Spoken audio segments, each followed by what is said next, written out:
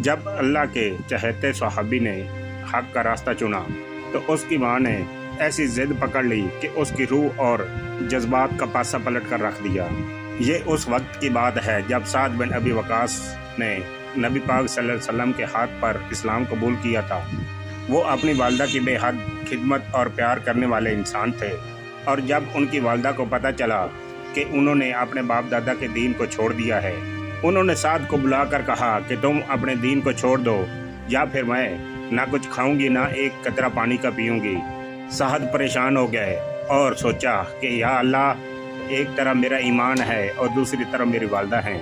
پھر 3 دن تک ان کی والدہ نے نہ کچھ کھایا نہ پیا، اور سعد کا امتحان بڑھتا رہا۔